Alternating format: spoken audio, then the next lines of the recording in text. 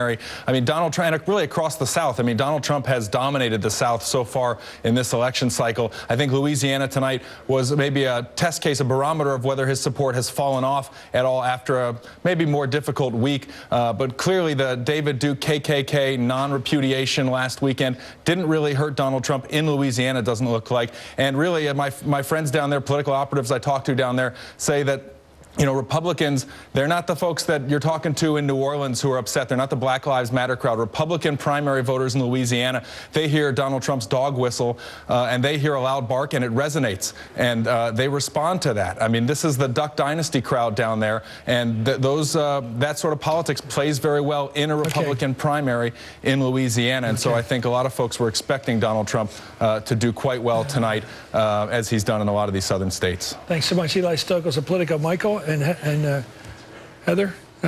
Heather? I'm sorry. Let me ask you this about that dog whistle. I would call it a tuba call. I mean, flirting around with David Duke wasn't exactly a dog whistle. You know, no, it's not a dog whistle, and it is something that I think I was very glad to see a lot of the Republican leadership come out and speak against. Just got it. Trump just won. Louisiana, we just made the call. Just made the call. Here it comes. Projected winner in Louisiana in the Republican primary down there is Donald Trump. A big one for him, and I would expect now, Michael, he will now speak. Yes, I think, yeah, he'll probably have a few things to say. Heather? Yeah. Donald Trump's one, and by the way, look at that southern ribbon there. If he wins Mississippi on Tuesday, right across the redneck Riviera, right across the South. It is where his message of taking this country back to basically the 19th century, which is what one of his supporters said. He's a 21st century guy with 19th century values, right? That's exactly what did he like about the 19th century? That was the 1800s. Yes, it was. What do you think he liked about it? I think he wasn't liked a strong charge. This was a strong charge. No, this was a Trump supporter saying that. That's what he liked about him. That he was a 21st century guy with chains and whips, with 19th century values. So, I mean, I think, listen, I think at this moment in time, you didn't mean Edwardian or Victorian values. When the country is about to have this incredible demographic shift, it's actually important for us to have this debates out in the open. I'm glad we're not at the moment of coded dog whistles. I'm glad we're actually having it out. I think it's going to be painful. I think people are going to be brutalized and hurt because of it, because he's mainstreaming hate. But I also think this country has to move past the denial stage and really sort of recognize that we are all Americans, and we're going to have a frontal conversation about that. How do you disaggregate what Trump says that isn't that way? That's not his only message. It's not bigotry. By no means. How do you take the fact that the establishment in both parties has been weak? It has failed its mission to lead the country effectively by a lot of people standing, certainly on the right and the center right.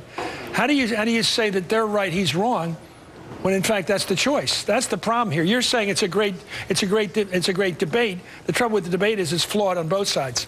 Well, the thing is, you beat him with what? Well, I think you beat him on the Republican side. Cruz, Rubio? Well, everyone on the Republican side is playing anti-establishment, right?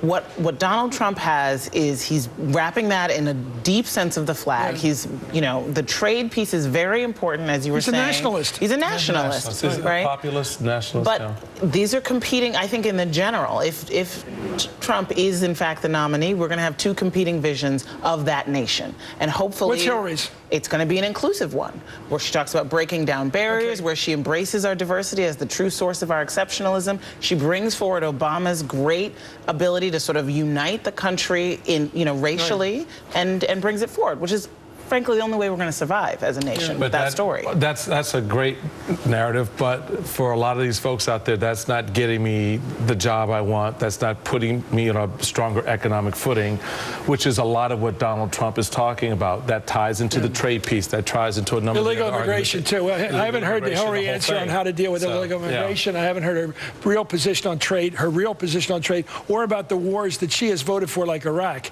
I think she's got weaknesses on those three fronts. What is truly her trade position? Truly.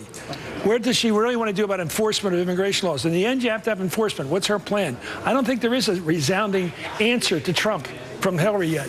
Maybe there will be. We're waiting now. I like the part you described. I don't think it hits those hot button issues that Trump hits. We are waiting for Donald Trump to take the stage in Florida. NBC News has just predicted Trump will win the Louisiana primary, the only primary tonight, and he's won it. MSNBC's live election coverage continues after this.